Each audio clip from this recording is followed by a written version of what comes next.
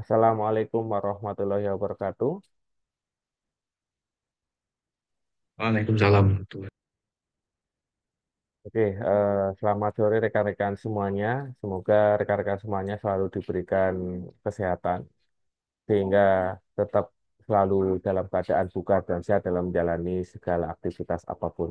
Jadi hari ini kita melaksanakan perkuliahan untuk pertemuan minggu kedua mata kuliah statistik di program studi teknologi rekayasa perangkat lunak. Dan mohon maaf kalau di tempat saya ini agak banyak noise-nya karena saya ngajarnya dari rumah. Anak saya ada dua kecil-kecil ya, jadi mohon dimaklumi. Kemudian di depan rumah saya persis itu adalah masjid ya, jadi memang eh, kalau ada beberapa suara mohon dimaklumi saja. Oke, saya izin share screen untuk mempersingkat waktu langsung ke materi terkait statistika ya.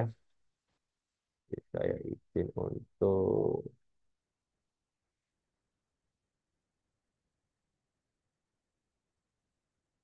kelihatan ya bahan paparan saya ya. Jadi kita akan membahas materi tentang pengumpulan data yang nanti akan kita jadwalkan dalam 3 minggu ke depan. Pengumpulan data bagian satu dan bagian 2 itu minggu depan. Yang selanjutnya di minggu keempat itu langsung diterapkan atau diimplementasikan di proyek PBL yang saat ini teman-teman sedang jalankan. Oke, kita harus melakukan review terlebih dahulu dari materi yang pernah saya sampaikan minggu lalu ya terkait perbedaan antara populasi dan sampel ya. Karena nantinya ketika teman-teman ingin melakukan pengumpulan data, umumnya kita perlu melakukan pengambilan sampel. Ya, jadi sampel itu bagian dari populasi yang mewakili dari keseluruhan populasi. Jadi kalau teman-teman melihat bahwa pengumpulan data pada kasus-kasus tertentu, contohnya yang tahun lalu, tahun kemarin di pemungutan suara pilkada ataupun pilpres, ada yang kita sebut dengan quick count, itu karena kita ngambil dari beberapa sampel dan memang sudah teruji. Jadi untuk saat-saat sekarang, ya, quick count itu sudah bisa eh, dipercaya karena tingkat tingkat kepercayaannya sudah tinggi ya di atas 95%. Sehingga kalau kemarin kita lihat pemilihan presiden quick count-nya sudah m- ham- hampir 90% ya sudah hampir dipastikan lah karena memang ada metodenya untuk melakukan penghitungan quick count meskipun masing-masing lembaga penghitungan suara itu menghasilkan presentase yang berbeda-beda. Tapi hal ini tidak mengikat. Misalkan suaranya itu tipis, sekitaran 49 sampai 51%, hal ini akan mengakibatkan suara yang tidak konsisten. Tapi kalau yang presentasinya agak jauh ya sudah dipastikan itu akan diketahui siapa pemenang pemilunya.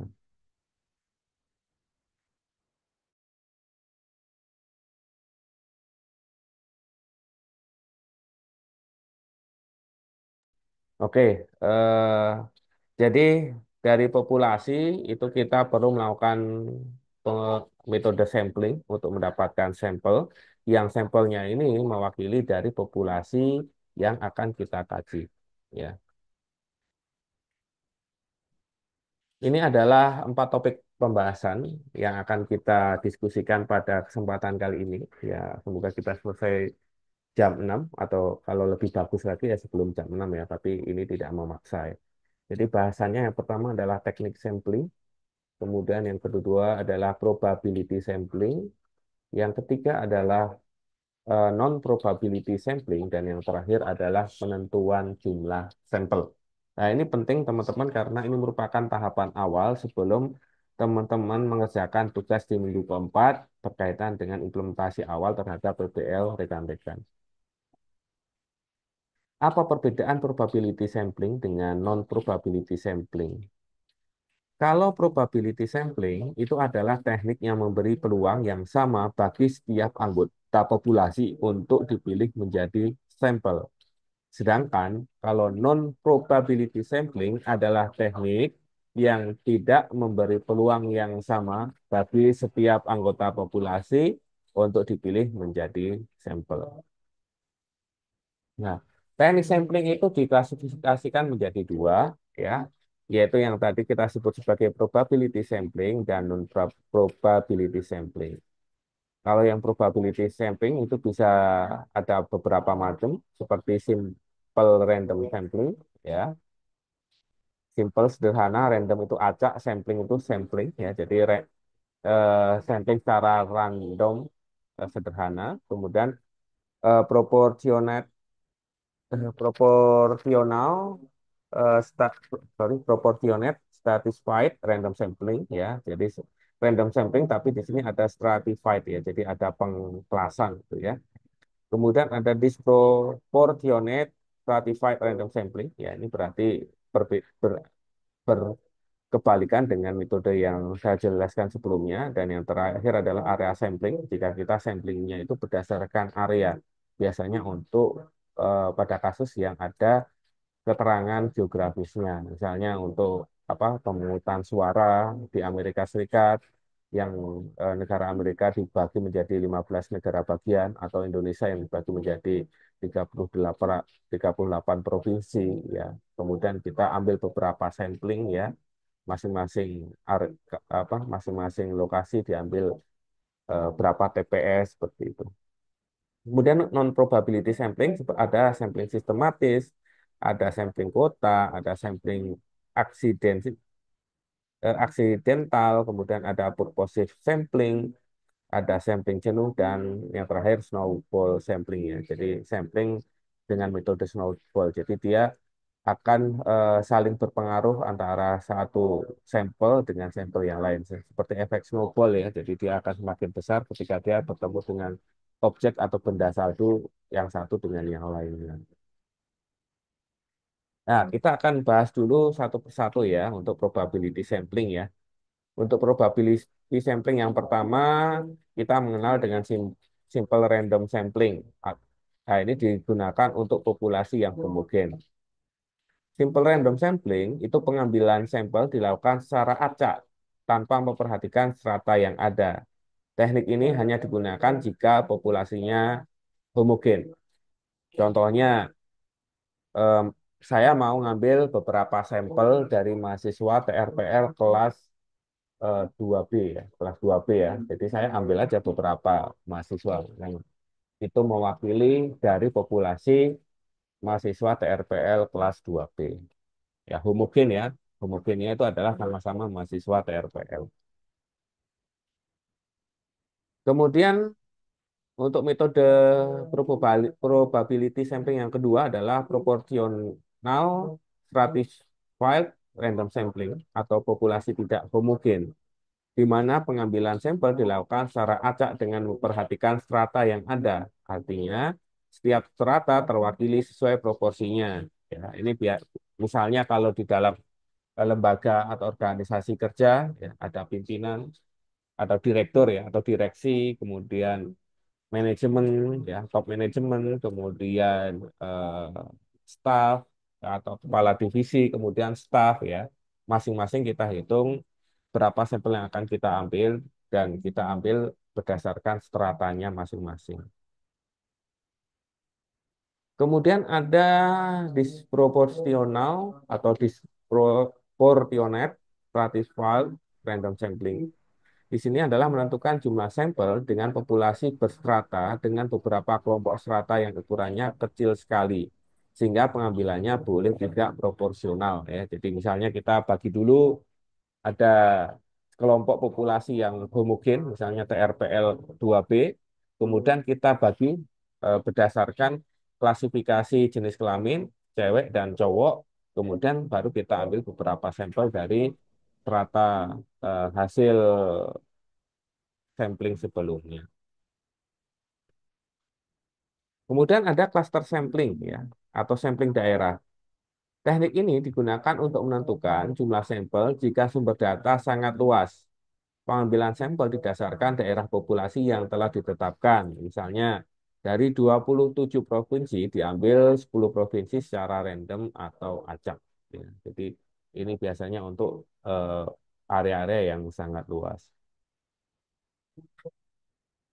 Ini seperti yang tadi saya sampaikan, cluster sampling itu sama artinya dengan area sampling. Gitu ya. Sedangkan untuk non-probability sampling, yang pertama adalah sampling sistematis. Ini adalah pengambilan sampel dilakukan berdasarkan urutan dari anggota populasi yang telah diberi nomor. Ya, misalnya di sebelah kiri Anda ini adalah kumpulan populasi, ya, 1, 2, 3, 4, 10 sampai dengan 40. Kemudian diambil secara sistematik ya pada setiap kelipatan 3. 3 tambah 3 6 tambah 6 tambah 3 lagi 9 12 dan seterusnya sampai 39. Jadi ini berdasarkan apa namanya urutan ya, sistem, sampling system ya, tersistem berarti tersistem perurutan 3 atau perurutan 4, perkelipatan 2 atau lain sebagainya. Kemudian ada sampling kuota. Ya, metode non-probability sampling yang kedua adalah sampling kuota.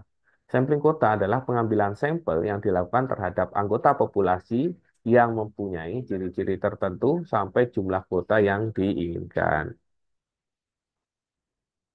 Kemudian ada sampling insidental, itu pengambilan sampel berdasarkan kebetulan, yaitu siapa saja yang secara kebetulan bertemu dengan peneliti dapat digunakan sebagai sampel bila orang yang kebetulan dijumpai dianggap cocok sebagai sumber data. Ini juga sering dilakukan ya teman-teman ya, misalnya kita ingin melakukan survei ya, pengambilan sampel terkait bagaimana dampak pembuangan sampah yang ada di Kota Batam terhadap pandangan atau persepsi masyarakat.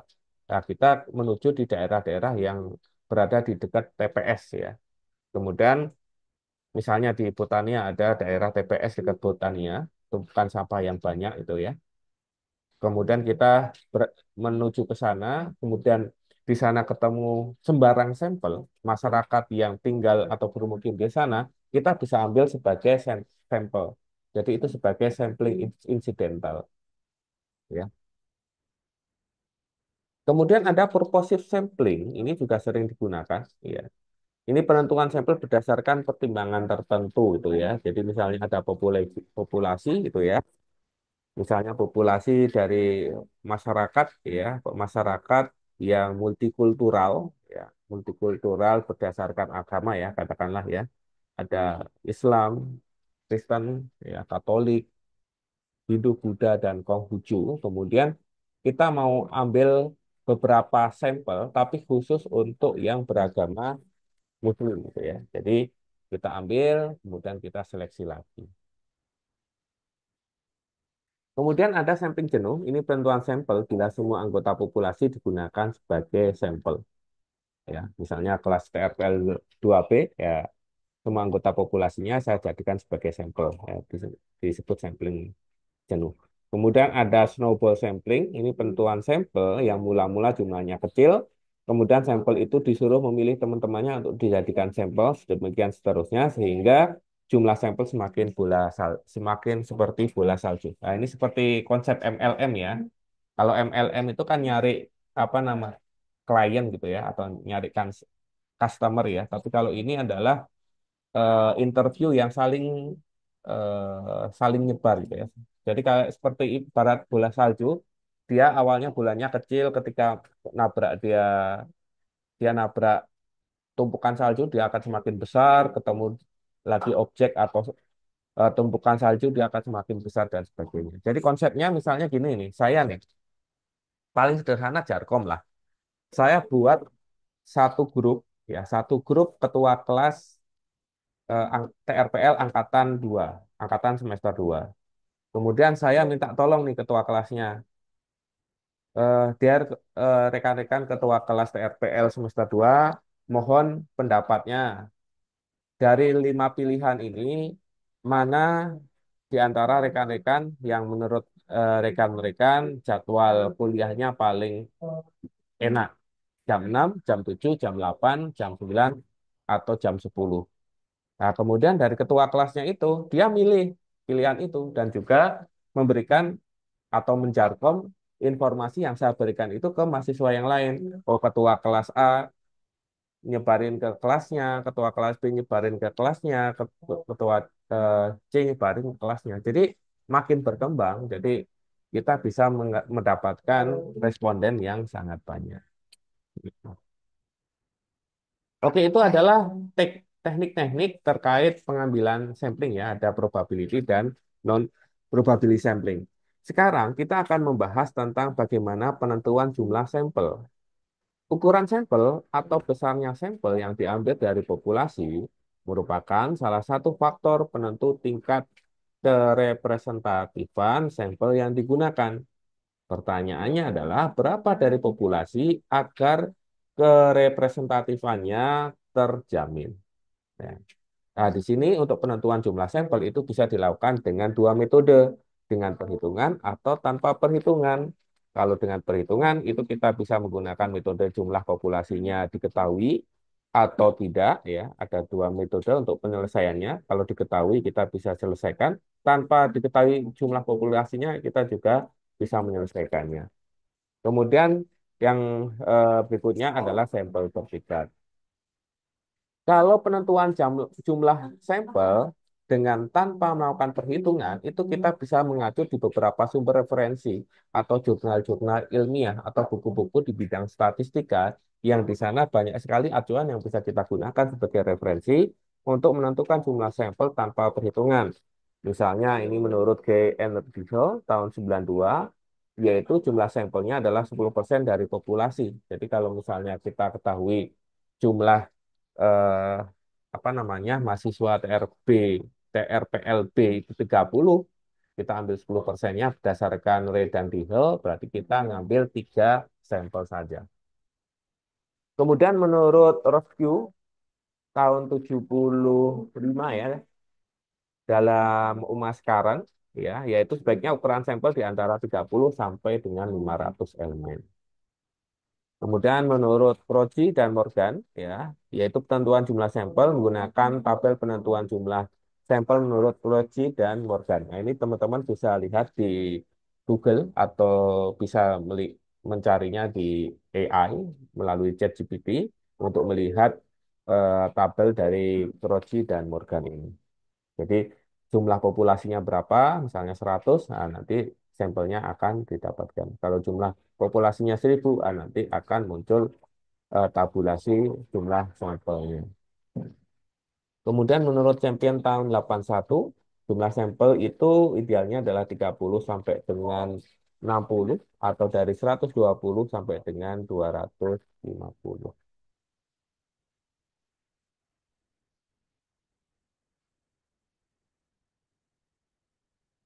Oke, dalam penentuan jumlah sampel itu kita bisa menggunakan rumus dari Taro Yamane.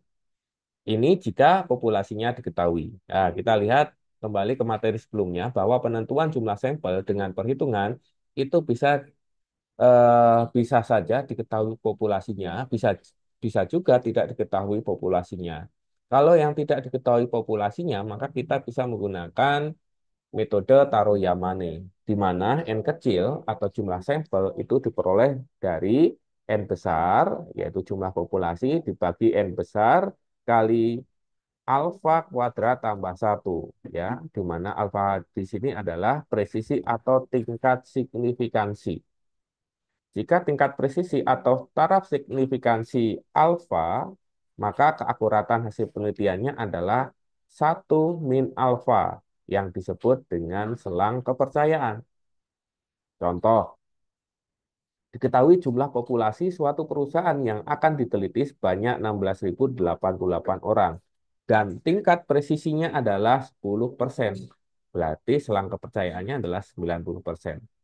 Berapakah jumlah sampelnya? Ya. Jadi jumlah sampelnya kita menggunakan rumus setara Yamane, N besar dibagi N besar kali alfa kuadrat tambah satu. N besar berapa? 16.082 dibagi N besar lagi, 16.088 dikali dengan tingkat presisinya 10%. 10% sama dengan 0,1 kalau kita jadikan bilangan desimal. Dikuadratkan, kemudian ditambah dengan konstanta 1. Sehingga kita lakukan komputasinya, menghasilkan nilainya adalah 98,38. Kemudian untuk menentukan jumlah sampelnya, maka kita bulatkan, selalu dibulatkan ke atas. Jadi 98,38 itu kita bulatkan jadi 99. Jadi kalau kita menggunakan metode Taro Yamane dengan tingkat presisi 10% dari jumlah populasi sebanyak 16.088 orang, maka kita memerlukan sampel sebanyak 99 orang. Bagaimana kalau kita menggunakan metode yang sampel bertingkat? Pengambilan sampel secara proporsional random sampling memakai rumusan alokasi proporsional, ya, di mana di sini NI sama dengan N besar I dibagi N besar kali N, di mana N kecil adalah jumlah sampel, N besar adalah jumlah populasi keseluruhan, NI adalah jumlah populasi menurut stratum, N kecil I adalah jumlah sampel menurut Babe sang stratum atau stratanya. mengatasi Oke. Bisa di-mute dulu, mau Juliawan. mau. Di-mute dulu, Juliawan. Ya, di-mute aja ya. Halo Pak, hadir Pak Juliawan. Oh ya, di-mute dulu, Juliawan. Oh iya Pak. Ya. Oke, ini contoh penentuan jumlah sampel ya. Ya, tadi yang stratified random sampling ya, berarti nanti diklasifikasikan dulu. Populasinya dikelaskan berdasarkan stratanya. Misalnya di sini ada direktur utama, kemudian ada kadep atau kepala departemen, kadif atau kepala divisi, kabid atau kepala bidang, kepala cabang atau kacab, dan karyawan. Nah, masing-masing ini adalah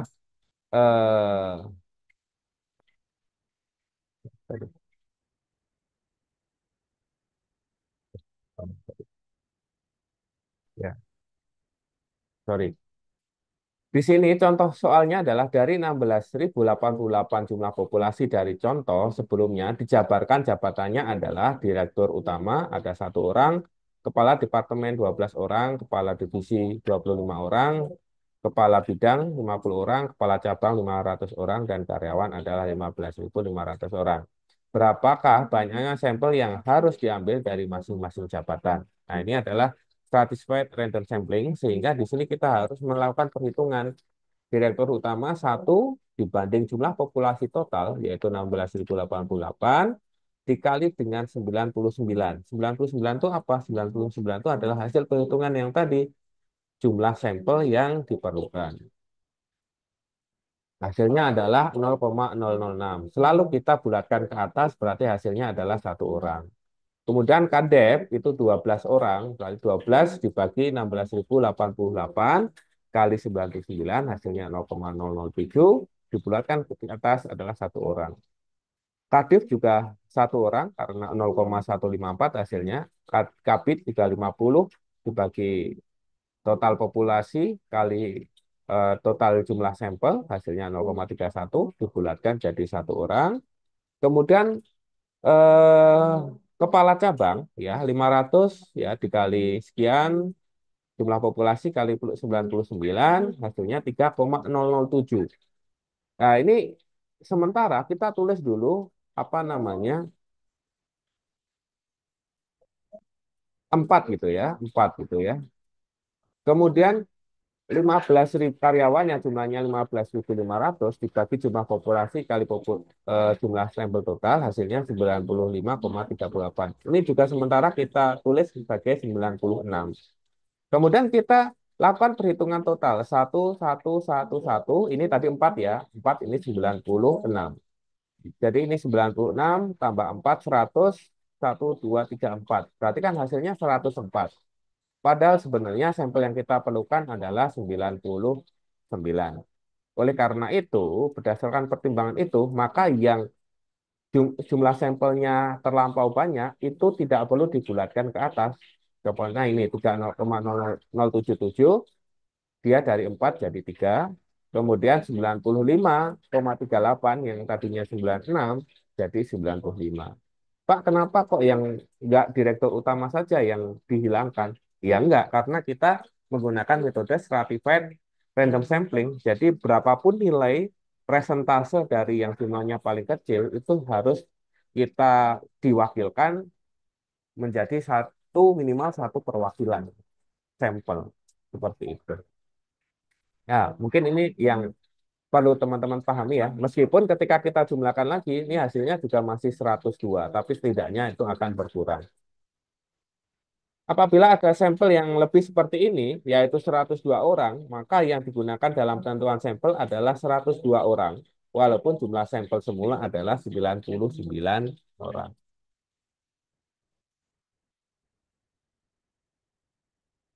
Nah, sehingga kita sampai sini kita sudah mempelajari bagaimana menentukan jumlah sampel yang random dan stratified random ya. Yang random itu adalah yang langsung keseluruhan, kalau stratified random sampling itu berdasarkan stratanya. Nah, berikutnya kita akan membahas tentang bagaimana menentukan jumlah sampel di mana jumlah populasinya adalah tidak diketahui.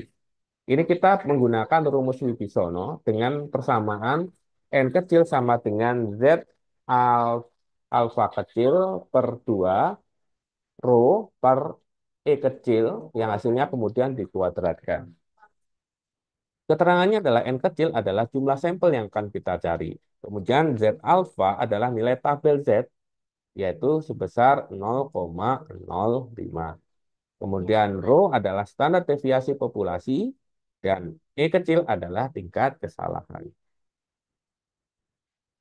Nah, di sini diketahui standar deviasi suatu populasi adalah 0,25. Berapa ukuran sampel yang diperlukan apabila peneliti menginginkan tingkat signifikansinya 5%? Diketahui tabel Z 0,025 ya.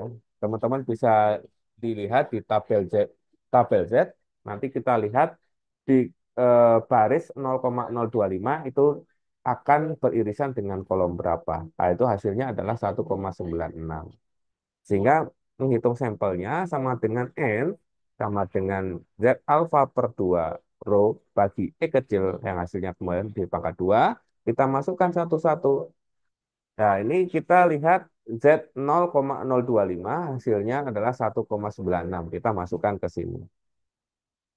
Kemudian kita eh, diketahui ya data kita di mana standar deviasinya adalah 0,25. Sehingga di sini kita memasukkan 0,25.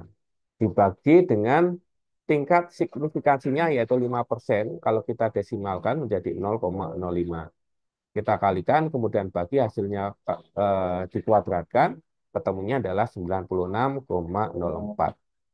Kemudian ketentuannya selalu sama, yaitu dibulatkan ke atas, sehingga nilainya di sini adalah 97.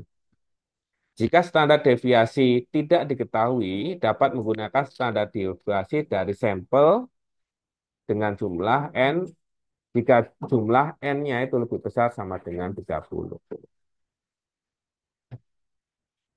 Nah, ini yang perlu teman-teman diskusikan sebelum nantinya di minggu keempat itu kita mengerjakan tugas pertama yang berkaitan dengan implementasi PBL rekan-rekan, yaitu apa pertimbangan Anda dalam memilih suatu teknik sampling tertentu. Nah, ini tentu saja didasarkan pada kebutuhan sistem tersebut akan dikembangkan.